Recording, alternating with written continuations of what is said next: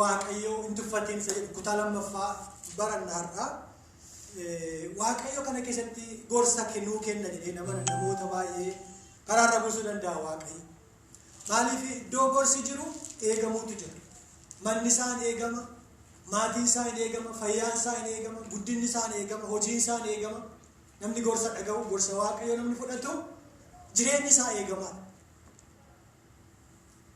Ogummaan namoonni gorsitoonni biyyaaf illee barbaachisu, moototaaf barbaachisoodha, waldaa kiristaanaaf barbaachisoodha, piroofeeshinaalii keessatti barnoota keessatti barbaachisoodha. Kanaaf iddoo gorsitoonni baay'ee jiran eegamuun akka jiru, mootota fakkeenyaaf akka isaan gorsitoota fudhachaa turan, akka isaan fo'achaa turan sagalee waaqarraa torban darbe Nabukadnezar Daani'eel nama jedhamu akka inni argate, Fara'oon immoo Yoosefin akka inni argate itti fayyadame. Waaqayyo bara beelaa bara quufaa sana isa argame nyaata akkamitti sabame akka kaa'amuun irra jiru achi booda garuu bara beelaaf akka isaan itti fayyadaman gargaare Yoosef jenneerraa haasofneerraa. Har'as immoo waa'ee gorsi torbee darbee bulaallee keessatti abbaa biraa, maatii biraa, ogeeyyii biraa, namoota waaqayyoo biraa gorsi jira. Hunda caalaa immoo sagalee waaqayyoo keessa immoo gorsi hunda kan caalu galanni gooftaaf. Isa namni biraan keenya, isa namni hin beekne iyyuu kan nama gorsuu danda'u, kan karaarra nama buusuu danda'u waaqayyoodha. Kanaaf sagalee waaqayyoo keessas gorsi jira. Kanaaf dubbii waaqayyoo dubbifachuu qabna. Gorsi jallinaa fi gorsi qajeeltoo adda baasee beekuu qaban. Gorsa qajeeltoo fi gorsa hamaa adda baafatu yoo ta'e miidhamuu danda'a. Jenneetu dubbannee ture yeroo darbe Ermiyaas irratti kan mari'atamu macaafa Ermiyaas raajichaa boqonnaa 18 lakkoofsa 18 amma 19tti isaan lubni seera barsiisus, ogeessi gorsu, raajinis wanta ta'uuf jiru dubbachuun amala waan ta'eef kottaa Ermiyaas irratti waan hin mallaa dubbii isaa fudhachuu hin dhiifnaa, ittiin isa hin qabnaa jedhanii walitti hin qabamanii jedha. Kanarraa kan ka'e Ermiyaas gara waaqayyootti eegguun ni argina. Garuu warri isarratti ka'anii booda akka isaan kukkufan sagalee waaqayyoo irraa argineera. Fakkeenyaaf nama Akitoofel jedhamu tokko bara Daawit mootii turetti nama ogeessa ture. Ogummaa isaa kanaan namoota baay'ee gorsa. Namoota baay'ee ogummaa sheerii godhate, kaawunsilii gochuu nama waaqayyoo muuxannoo akkasii kenneeruufi taalentii akkasii, poteenshaalii akkasii waaqayyo isaaf kenneera. Fakkeenyaaf macaafa Saamu'eel isa lammaffaa boqonnaa 16 lakkoofsa 23 irratti bara sanatti gorsi Akitoofel kennu akkuma dubbii nama isa waaqayyoo gaafatee deebii isa himuutti hin ilaalama ture. Daawitii fi Abeshaloom iyyuu gorsa Akitoofel kennu akkuma kanatti hin ilaalu turani. Gorsa akkasii namni kennuu danda'u. Akkasa dubbii waaqayyoo ergeetti ilaalama. Hafuura qulqulluutu namaa kenna. Mana waaqayyoo keessa yoo jiraatanii gorsitoonni mana waaqa keessa barbaachisu. Fakkeenyaaf biyya eegguu turre, eegguu gooftaatti nuti dargaggoota turre. Namoonni gorsa gaafachuu barbaadan boodatti haftanii manguddoo waldaa yookiin paasterii dubbisaa jedhameetu himamatu. Maaliif namoonni kun sagalee waaqarraa dubbifataniitu gaaffii sanaaf deebii kennuu danda'u. Hafuura waaqayyoo, hafuura tokko tokko kadhannaadhaan kan deebi'u jira.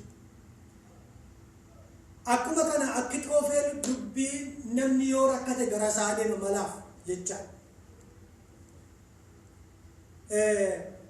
Garuu guyyaa tokko ilmi Daawit Abeshaloom namni jedhamu tokko, ijoolleen Daawit keessa Abeshaloom nama rakkisa tonkola nyaata.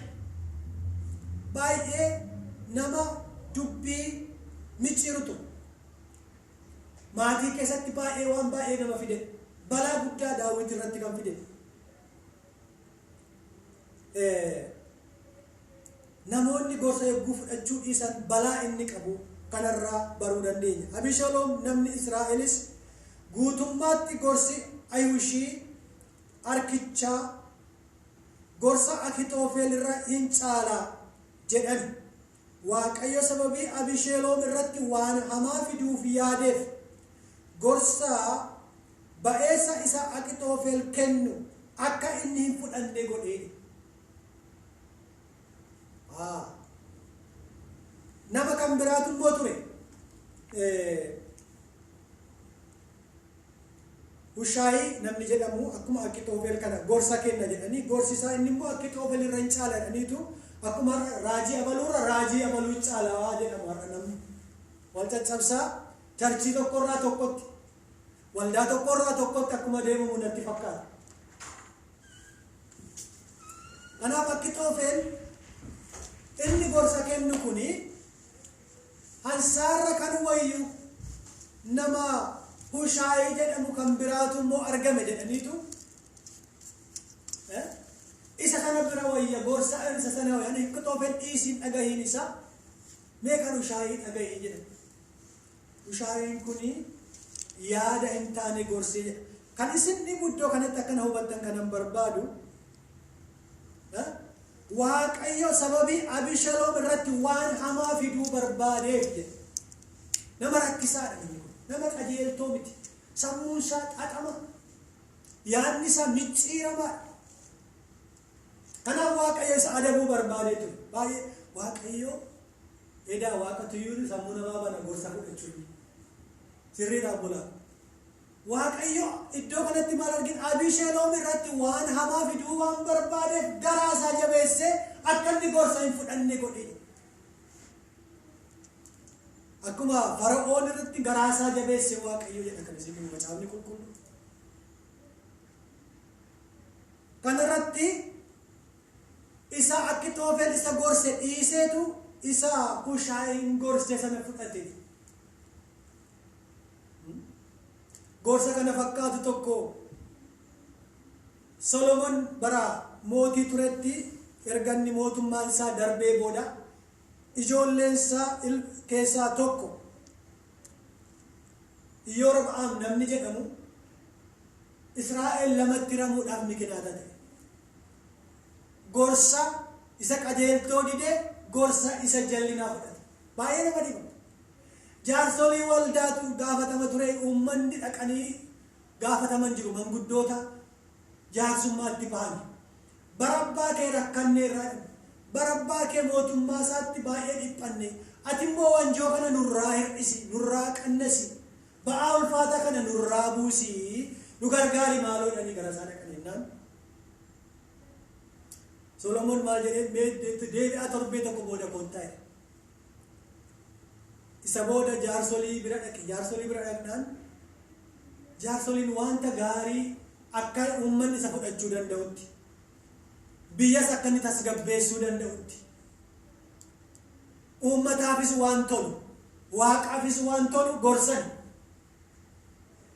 isa kan sana dhiiseetu kan isin dhibu Iyorbaam maal godhee isa hiriyoonni isaa isa gorsan dhaggeeffate. Afaana jirtu miti. Hiriyoonni isaa maal gorsan beektu? Abbaa isaatiin qubni koo kuni mudhii abbaa koo caalaa ulfaatti jedhiitiitti biyye. Abbaan koo qacceetiin isin garafe ani immoo torban qabaatiin isin garafa jedhiitii deebii kenniifidha. Warra kamtu gorsa? Warra dargaggoota hiriyyaasa. Deebii kenniifi mallisille ofirraa deebisi. Gaafa torban isaa eeguu deebi'anii dhufan isa jaarsoliin manguddoonni waldaa biyyaa abbootiin yaada qajeeltoo itti himan dhiiseetu isa ijoolleen hiriyoonni isaa itti himan sana akkuma isaan itti himan qubni koo kuni mudhii abbaa koo caalaa isin irratti ulfaatti abbaan koo qacceedhaan isin garafe ani immoo torban qabaatiin isin garafa maal jechuudha gidiraan keessan hin cima bara mootummaa koo rakkinni keessan hin cima jedheetu uummata kanatti deebii kenna. Kanarraa kan ka'e uummanni suni isarratti ka'ee biyyattiin lamatti ramte Noorz Israa'eel fi Saawuz Israa'eel Yihudaa fi Efreem jedhamanii lamatti caban. Sababii kanaaf jecha namni gorsan dhageenye biyya balleessa, maatii isaa balleessa, waldaa balleessa, qe'ee isaa balleessa, diriirii isaa balleessa, fiicharii isaa balleessa.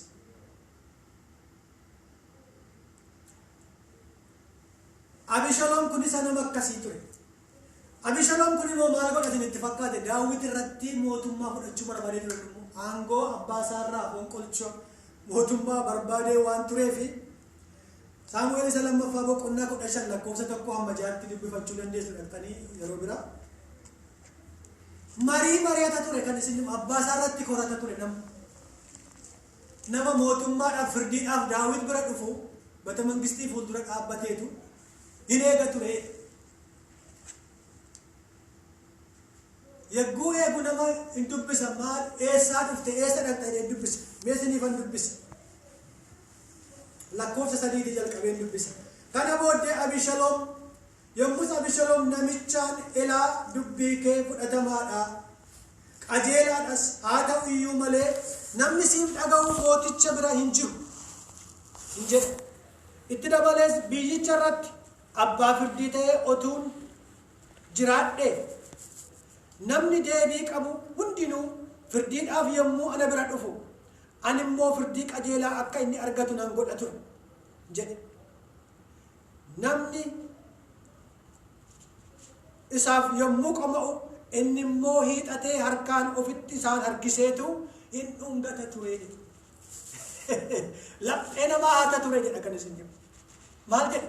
Abbaan koo firdii qajeelaa isiniif kennuu dide. Edaa inni mootummaa dhadharra'atu. Mootummaa waaqni isin kenna garuu hojjetanii iddoo sanaaf ga'uufis immoo waan hojjetamuu jiraachuu danda'a yeroo ammaa kana keessumaa. Yogguu sana garuu mootummaan waamichaani.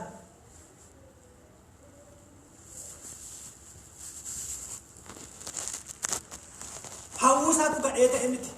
Ani inni gochuu ture maal ture? Waaqayyoon kadhachuu ture. Anis mootii ta'uun barbaada yaa Waaqayyo jechuu danda'a.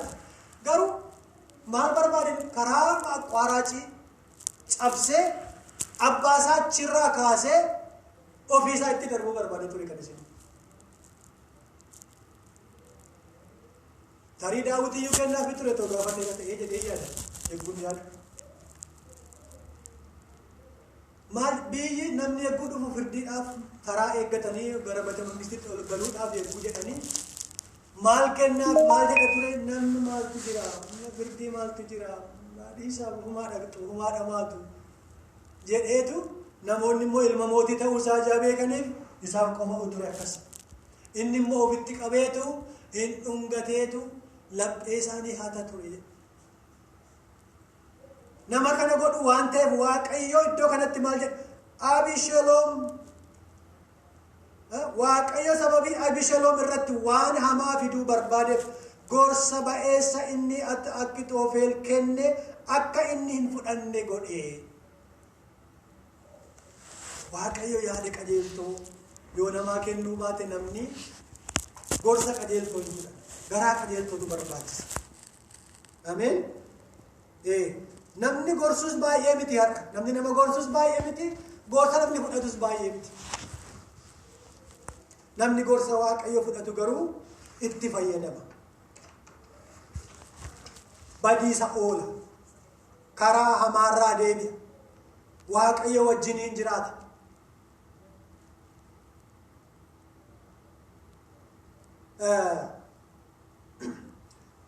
Kanarraa kan ka'e Waaqayyo maal akka godhe beektu nama kanarratti Abishaloom lola keessa gale Daawit wajjin. Lola keessa gale waan baay'ee fokkisaatu ta'e bara sanatti. Isin dubbisuu nan danda'a macaafa fa'aa Saamu'eel fa'aa isa lammaffaa boqonnaa 18 lakkoofsa 14 irra jiru. Fuma koo isin dubbisaa isin manatti dubbachuu dandeessu sa'aatii barbaadan ijaa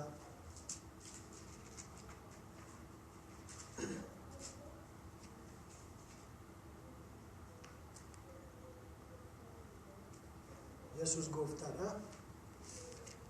Kudha saddeet lakkoofsa 14 irraa maal jedha?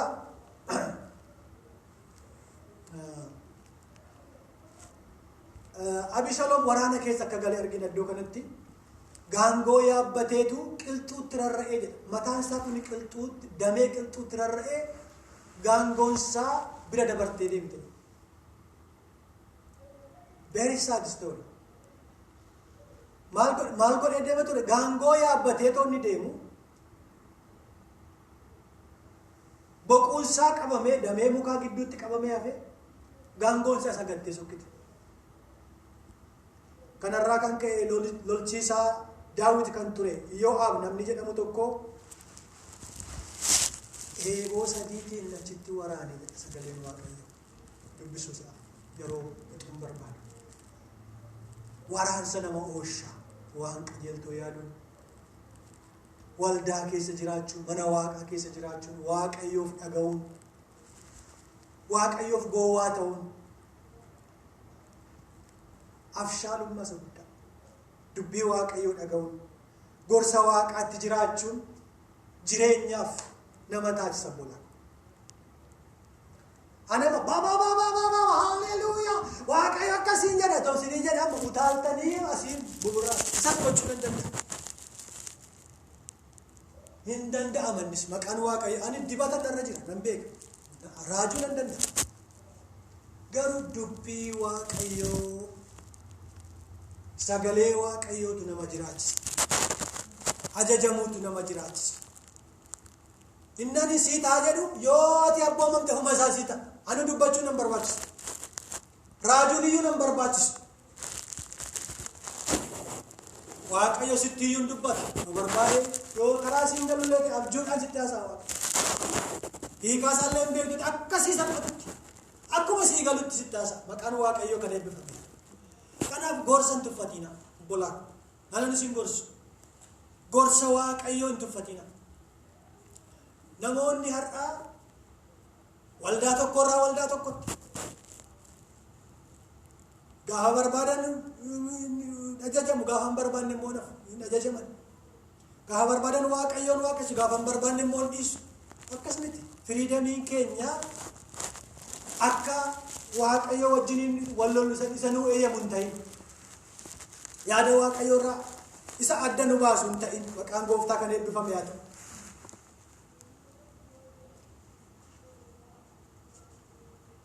Yerobi'aam mootichi yeroo tokko jabboota yookiin jiboota warqee irraa hojjechiiseetu saba Waaqayyoo akka isaan isaaf jilbeeffatan gorsa hin taane gorse saba Waaqayyoo. Kanarraa kan ka'e waan hin taane keessa galche saba Waaqaa. Karaarraa kaachise. Namni Waaqayyoon dhaga'u, namni Waaqayyoon sodaatu, namni Waaqayyoof ulfina kennu inuma jiraata. Anaan na oolchera Waaqayyo. Maqaan isaa kan eebbifame haa ta'u. Erga amanee gowwaadhuma ta'ee hin jiraadhe Waaqayyoof. Erga amanee wangeeluma kanatti han gale. Harkuma Waaqayyootti han gale. Isatti galeen hafe harka isaatti han gale. Maqaan Waaqayyoo haa eebbifamu.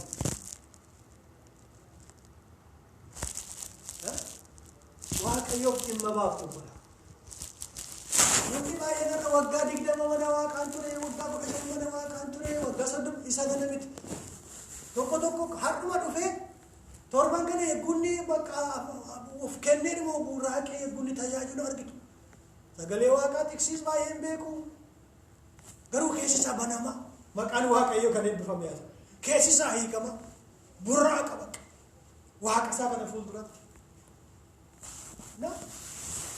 Daawit faarsaa 107 lakkoofsa 11 jalqabee waan inni dubbatu keessatti iddoo tokko lama isinii dubbisa. Amma lakkoofsa 20 keessa dubbisuu dandeessu. Ani garuu 11 isinii dubbisa. Isaan abboommii Waaqayyoo hin mormani.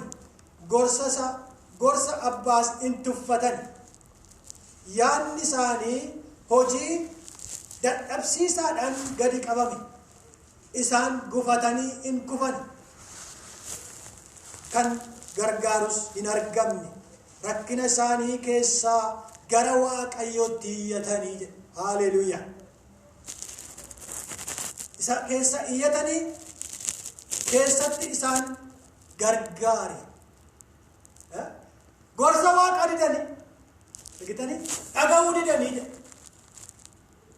abboommi Waaqa didanii mormanii gorsa abbaa isaanii tuffatanii yaanni isaanii hojii dadhabsiisaadhaan gadi qabame isaan gufatanii hin kufanii kan gargaarus hin argamne jedheetu rakkina isaanii keessatti gara Waaqayyootti iyyatee ammoo deebise. Haleluuyaa. Erga kufanii booda erga gatantaranii booda erga karaarraa caccabanii booda immoo gara Waaqatti iyyatee iyyataniyyuu nama birmatan immoo deebise naman dhiisunni naman gatu yommus inni muddama isaanii keessatti isaan gargaare. Maqaan Waaqayyoo kan eebbifame. Rakkina keessatti barata nam tokko erga kufee barata erga caccabee barata erga mammadaa'ee luluqqa'eetu barata nam tokko akkas ta'uu Waaqayyo namaa uumchu achuma keessatti dafee nu qaqqabe gaariidha. Garuu sana ta'uun gahiin deebi'uun ooyuun hin danda'amatu. Gorsa sana fudhachuuti dubbii Waaqaa dhaga'uuti waan Waaqayyo jedhu dhaggeeffatanii hojiirra oolchuutiin jecha. Maqaan Gooftaa kan eebbifame haa ta'u. Guutummaa makana hamma 20 dubbiftan waan gaarii argattu. Faarsaa 73 lakkoofsa 23 irraa jalqabees an kana fakkaatu jira nan dubbisa. Faarsaa 73 lakkoofsa 23 irraa qabee amma 25tti.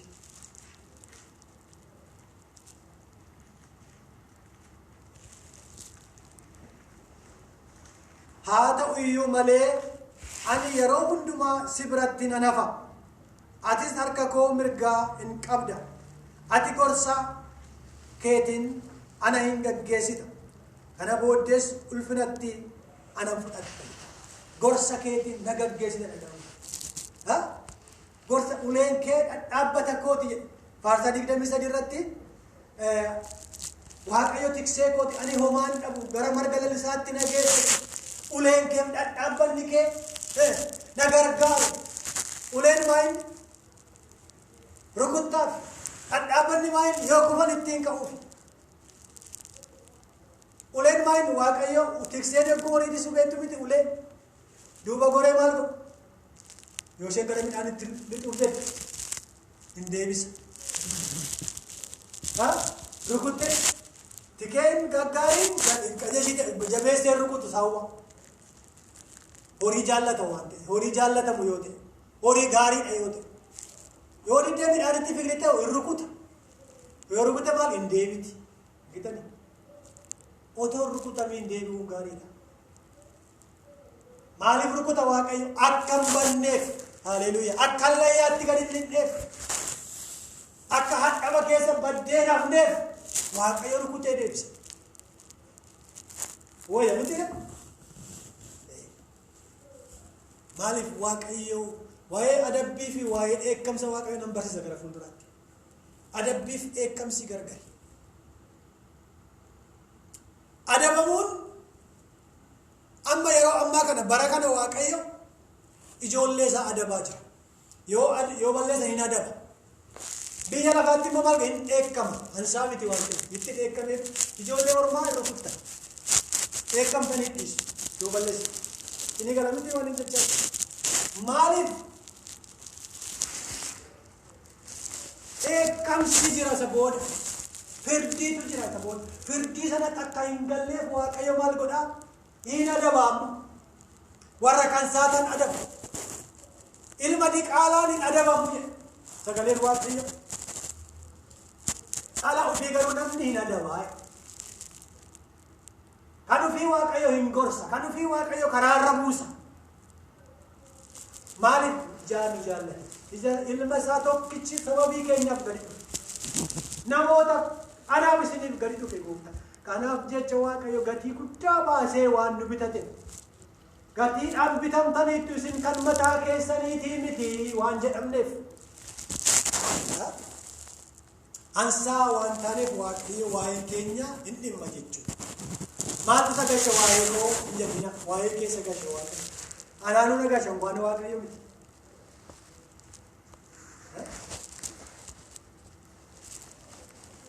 Maqaan gooftaa kan eebbifamu.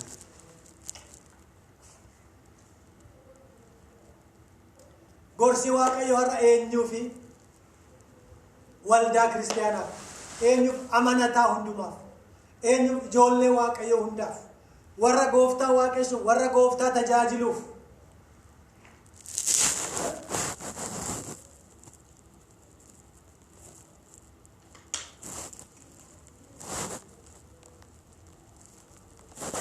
Fakkeenyaaf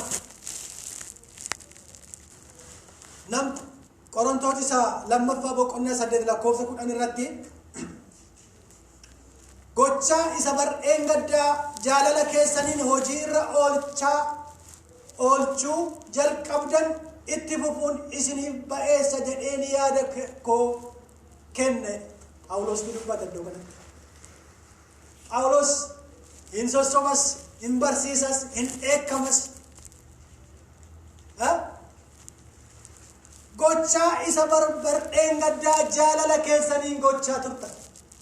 Bar'een gaddaan yoomin gaafa gooftaa amantan sana jaalalli Kiristoos isinitti gale sana ofirraa fuutanii garaa keessanirraa fedhii keessaniin waaqayyoof gochaa turtan sana isaan dagatiinaa jechaanii. Har'a maal dhiiftanii laata? Kan waaqayyo isin barsiise gaarummaa waaqaa yaaddanii isa gochaa turtan. Arjummaa waaqayyo isin barsiise irraa kan ka'e, gara laafina gooftaa irraa kan ka'e, araara waaqayyoodhaaf baay'ate jettanii ganama kaananii jaalala waaqa yaaduu irraa kan ka'e, gara mana isaa yogguu dhuftan wanti gochaa turtan har'i maal tir'ate? Anis isanittan himaa gochaa bar'een gaddaa jaalala keessaniin hojiirra oolchuu jalqabdan itti fufuun isiniif ba'eessa jedheen yaada koo kenna. Ameen. Galalli waaqayyoo haa ta'u. Nam tokko mana waaqaa keessa yogguu turme bakka beekoo beektaa yaada isa kana gochuun koo sirrii miti natti fakkaata. Sagalee waaqaa keessa akkana ija jotoo beekuuti. Ani hin barbaachifne jiru kan caafame kana keessatti obbolaa. Eebba keessan hin qabiina, jireenya keessan hin qabiina, guddina keessan hin qabiina. Tajaajilaa turtan yoo ta'e ittuma fufaa tajaajila. Kadhachaa turtan yoo ta'e ittuma fufaa kadhadha. Faarfachaa turtan yoo ta'e ittuma fufaa faarfadha. Kennaadhaan tajaajilaa turtan kennuu keessan ittuma fufaa. Hin qabbaneessinaa, shillaa hin jedhiinaa jechaa jira Phaawulos. Galanni waaqa jiraataa haa ta'u. Ameen, ameen, ameen.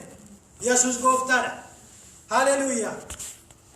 Torbee darbee namoota waaqayyoorraa, abbaa fi haadharraa, hafuura qulqulluurraa gorsi akka argamu isinitti har'a immoo sagalee waaqayyoo keessa gorsi akka jiru isinitti himuun barbaada iddoo kanatti. Ximootoos lammaffaa boqonnaa 3:16-17 caaffanni qulqullaa'an hundinuu gaggeessaa hafuura waaqayyootiin caafame.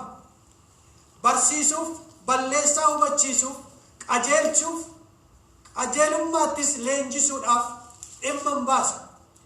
Namni waaqayyoo waa gochuuf kan danda'e hojii gaarii hundumaa kan qophaa'e akka ta'u hin godhaa. Maaltu akkas godha? Caaffanni qulqulluu. Maaltu kana taasisaa? Sagalee gooftaa. Sagaleen kuni sagalee waaqayyooti. Ameen, ameen. Sagaleen kun sagalee waaqaati. Namoonni tokko kakuu moofaa keessatti ture minni jedhe. Kakuu moofaa fi kakuu haaraan kuni jireenya keenya. Kakuu moofaan gaaddidduu sagalee kakuu haaraati. Rifarii wal taasisa malee waliin faallessu, wal gargaara malee waliin faallessu. Waa'ee Kiristoos dubbata. Macaafni kun hundumtuu seera uumamaatii jalqabee amma mul'ata Yohaannisitti waa'ee gooftaa Yesuus iddoo hundumatti hin dubbatamu. Kanaaf caaffata qulqulluu dubbifachuun dhiisina. Ameen, ameen. Amma feesbuukii daqiiqaa 30 laatti yoo ta'e Maaloo daqiiqaa kudhan waaqayyoof kenna. Daqiiqaa 15. Mee macaafa qulqulluu namoota meeqa dubbifatama manatti. Ani egaa harka baasaa isiniin jedhee isiniin qaanessu. Ofiif deebisa. Sagalee waaqayyoo namni meeqa dubbatu niwuusiitti fiiga namni dharra'ee suusii feesbuukiitu qabatee jiran nama hunda. Maaloo dubbii waaqa kanatu hin darbu obbolaa kun hundumtuu hin darba inni didichaa jiru oduun kun hundumtuu hin darba gaaf tokko. Gurra sin duuchee bakka mataa sin naannessee hirriba amma sin dhowwutti gaa sirriima sirriin wanti odeeffamu kun wanti dhageenyu kun waa'ee waraanaa waa'ee du'aa waa'ee dhiiga dhangala'uu waa'ee badiisaatti kan dhageenyu. Tokko isaa kamtu nagaa isinii kenna tokko maaloo nagaa isinii kenna kana yoo dubbiftan garuu nagaa isinii kenna. Aappii daawunloodii gochuu dandeessu dhaggeeffachaa deemuu dandeessu karaatti aappii isaa barbaadan daawunloodii isinii gochuu dandeessu. Sagalee waaqayyoo aara nama galfachiisa boqonnaa namaa kenna. Kanaaf caafata qulqullaa dubbisuun baay'ee barbaachisaa akka ta'e anillee isin yaadachiisuu tan barbaade. Ximootiyositti yogguu dubbatu ammoo Phaawulos yogguu dubbatu isa lammaffaa Ximootiyos boqonnaa 4 lakkoofsa 2-5tti dubbicha lallabi kuni yeroodha kuni yeroo miti otuu hin jedhiin qophaa'ee argame. Nama balleessaa isaa hubachiisi ifadhu obsa hundumaa gorsii barsiisi. Bara itti namoonni barsiisa sirrii fudhachuu jibban dhufuuf jira. Bara sana akkuma hawwii isaaniitti barsiisa wanta gurra isaaniitti tolu isaan barsiisan walitti hin qabatu walitti sassaabbatu. Faa'ee nama dhiba. Bara kana fakkaatu namoonni barsiisa isa qulqulluu dhaga'uun barbaadan barnoota gurra isaaniitti tolu qofaa dhaga'uu barbaadu. Gorsa waaqayyoo dhaga'uun barbaadan dubbii fi isaanii dhaga'uu barbaadan qofaa calalanii keessaa. Bara itti namoonni barsiisa sirrii fudhachuudhaaf jibban dhufuuf jira. Bara sanas akka hawwii isaaniitti barsiisota wanta gurra isaaniitti tolu isaan barsiisan walitti hin sassaabbatu. Nama akkas nu barsiisu nu wayyaa jecha. Haleluuyaa isa jedhu. Haleluuyaa ameen. Haleluuyaa hanga deemte. Haleluuyaa jechuun waaqayyoof haa galatu jecha. Inni gaarii. Ameen rivaayivaliin hin jaalladhu. Garuu ceephoo waaqayyoon dubbatani. Waaqayyoo akka inni dallanu waaqayyoo akka inni dheekkamu hin dubbatan. Karaarra bu'i deebii jechuu hin barbaadan. Yoo isaan itti dubbatame hin dallanu. Kanaaf namni yoo dallane waldaa hafa jedhaniitu namoonni hin dubbatan. Maaliif kurnaffaan isin hafti? Walakkaan isaanii mindaanis jirti waan ta'eef galanni waaqa faata waan mindaa nkoo waaqayyoodha nkoo. Ama een jiraadha. Yesuus gooftaa. Naaf hin ta'u jecha ijaa utuma naa ta'u akka wanti naaf ta'u ta'u hin beeku isan naa kenne irraan kenna malee amma yoo naa fudhachaa jiru. Kana booniin dubbadha waaqa fuulduratti. Cubbuu jaateef miti. Fudhachuun cubbuu miti. ይገባዋል ለሰራተኛ ደሞዙ ይገባዋል መጽሐፍ ቅዱስ ላይ አለ። ገሩ ማጀቹ ከነራ ከንከ አፋን ተጃጅልቶታ ሄዳመ ጀቹ በርባዴ namni yoo hafe buusiin hin buufamu kurnaffaan hin kaffalamu yoo dallanani waldaan dhufanii kanarraa kan ka'ee dubbii isa isaanitti tolu qofaa dubbatu isa gurra namaatti tolu. ጌታ ይባርክሽ አይዞሽ አምላክሽ ካንቺ ጋር አለ። ሃሌሉያ ተለፎዳን ይራጁ አረነሞን ቴክስቲቲን ራጁ ነሞን ወሊሳይ ወላልራ ተጃጅል ኩን ሲሪ namoon tokko jiru tekstii na barreessu nanchu yeroo tokko blocking godha. I'm sorry namoota waaqayyoo ofiin jedhu natti barreessu waan isaan jechuu barbaadan ijaanaa galuuf I block it. Waaqayyoo karaa isaanii malee natti dubbatu gurra qaban maqaan waaqayyoo kan eebbifame yaa ta'u hoolonni koo sagalee koo beeku ani sagalee isaanii beekare. Yohaannis boqonnaa 10 dubbisa.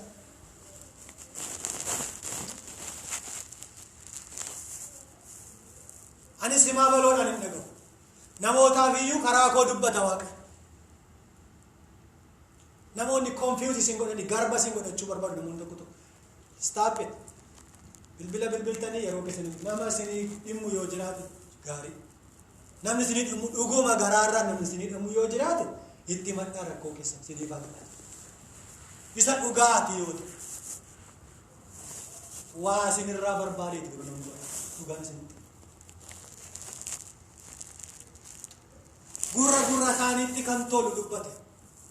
Nama cubbuudhaan miicamee keessa gangalataa jiru የእግዚአብሔር ክብር ባንቺ ላይ ያለ ሃሌሉያ jedhanii itti dubbatu namoonni. I heard it. Waaqayyo nama jaallatu jechaa kun gara laafessa bisa namni. Waaqayyo torbee darbe isinitti meera. Nama sobee waan hin taane isinitti dubbatu isa isin jaallu isinitti eekamu wayyaa. Sagalee Waaqayyo isinitti dubbadheera hin torbee darbe. Isa isin jaallatu isa isinitti eekamu waan cimaa isinitti dubbatee isa isin dhukkubsu isa jireenyatti isin deebisu wayya. Kanaaf namoonni wanta gurra isaaniitti tolu barbaadu bara dhumaa kana jedha sagaleen Waaqayyo. Wanta gurra keessanitti tolu yeroo hundumaa isinitti jaallatu shakkuu qabu. Waaqayyoon eekama isiniin jedhan yoo ta'e Waaqayyo hin dallana.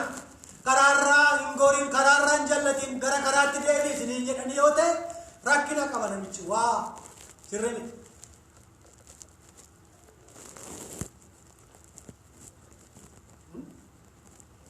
Bara booddeetti namoonni tokko hafuurota wallaalchisoodhaa fi barsiisa hafuurota hamaa duukaa bu'anii amantii wangeelaarraa akka garagalan hafuurri qulqulluun keessaa baasee dubbata. Ximootiyoos irratti asumatti Ximootiyoos jalqabaa boqonnaa 4 lakkoofsa 1 irratti.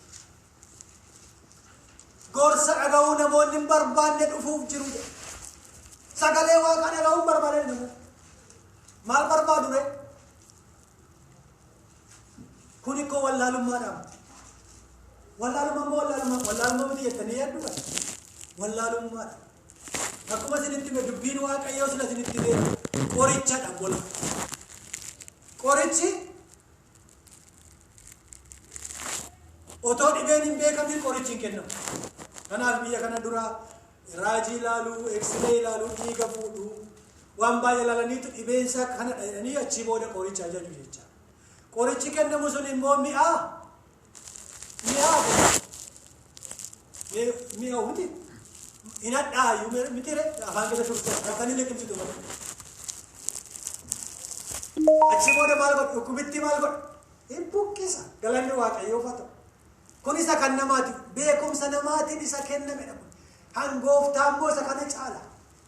Isa miira namaa fayyisu, isa laphee namaa fayyisu, isa jireenya namaa fayyisu, isa bultii namaa fayyisu, isa fiiwucharii kee dhalootaan si duuba dhufu isa fayyisu. Maqaan Waaqayyoo kan eebbifame haa ta'u.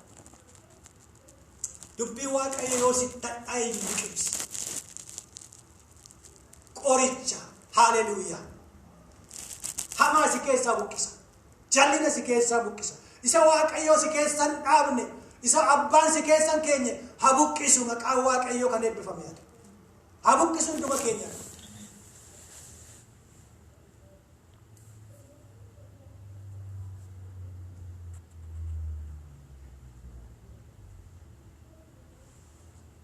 Ibroota boqonnaa 13 lakkoofsa 22 irratti yaa obboloota nanaa egaa gabaabseen isiniif caafee gorsa koo immoo obsaan akka dhaggeeffattan isin nan kadhadha Phaawulos. Kadhaatiin dubbata iddoo kanatti maaloo daraa keessanidha. Phaawulos Ibroota haa barreessu iyyuu malee kan inni tajaajilaa ture irra guddaa saba Ormaati. Saba Ormaa Galaatiyaa Qorontos, Room, biyya hansaa warra hin taane warra Ayihudiin ta'in tajaajilaa ture. Garuu warra Ibroota kanaaf caafe maaliif baay'een tajaajille isaaniin waan ta'eef natti fakkaata adaraa keessa sossobaa dubbata iddoo kanatti. Yaa obboloota nana egaa ergaa kana gabaabseen isiniif caafe gorsa koommoo obsaan akka dhaggeeffatan isin nan kadhadhe. Nama obsutu dhaggeeffata sagalee Waaqayyoo malee nam tokko kana cicillaaf kadhabbu sagaleen yoo banni barbaadu ta'uu baate.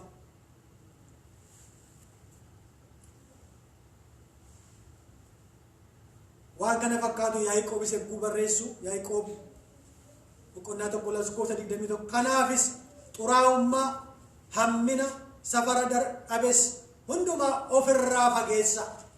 Ameen ameen. Xuraa'ummaa hammina safara dhabes maal godha? Ofirraati fageessa. Dubbii lubbuu keessan fayyisuu danda'u isa kanaaf dhabame sanas garraamummaadhaan fudhadha. Ameen ameen ameen. Garraamummaadhaan dubbii lubbuu keessan fayyisuu danda'u garraamummaadhaan fudhadha. Maal ta'an sin fayyisa. Fayyitanii haftu eebbaaf taatu. Maqaan Gooftaa kan eebbifame haa ta'u. Warra dubbicha hojiirra oolchitan ta'a malee warra dhaga'u duwwaadhaan uf gowwomsuun ta'ina. Lakkoofsa 22 ittuma fufe. Warra dubbicha dhaga'an warra dubbicha hojiirra oolchuudhaan danda'an ta'a malee warra dhaga'u duwwaadhaan of gowwomsan hin ta'ina. Dhaga'u duwwaan maali jechuudha? Of gowwomsuu danda'a. Dhageessa taanaan dhageessa hojiirra hojjetan of gowwomsita jecha. Dhaga'uun maaliif? Hojiirra oolchuuf. Dhaga'uun maaliif? Ittiin jiraachuuf, ittiin eebbifamuuf. Maqaan Waaqayyoo kan eebbifame haa ta'u. Kanaaf yaa obbolaa wanta gurra namaatti tolu qofaa miti gorsi Waaqaa. Wanti gurra keenyatti tolullee yoo baate nu fayyada. Abbaaf ilma jedhaa yaada. Waaqayyoon eebbuu yaaddan yeroo hundumaa ilmoo fi abbaa. Maqaan Waaqayyoo haa eebbifamu. Abbaan pirinsipilii qaba. Pirinsipiliin faamiliin ittiin jiraatu kan kennu abbaan. Faamilii isaaf immoo abbaan waanuma gaarii yaada. Kanaaf ijoolleen gadhiisidhaan akka jiraattuun fedhu abbaan. Maaliif? Waan garantaanetti guddatti. Karaarraa baddi. Fiicharii isheef gaariin ta'u.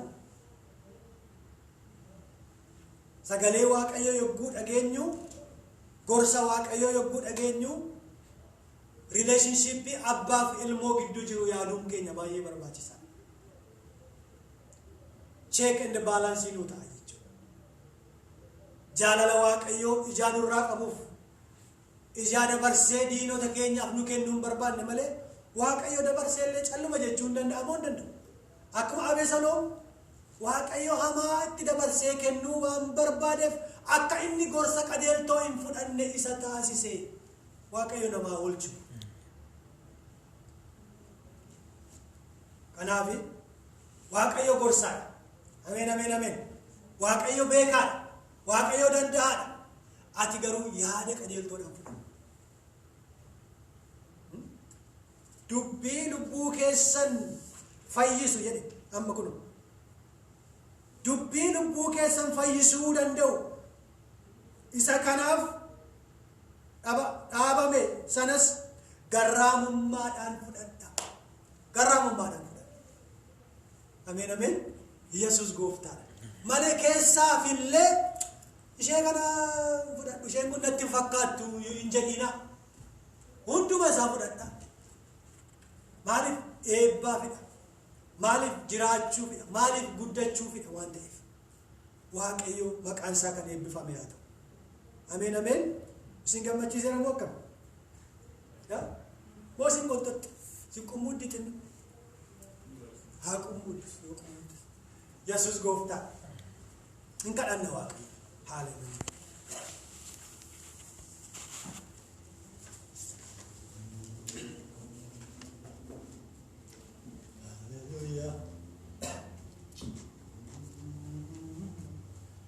Kale sana gargarte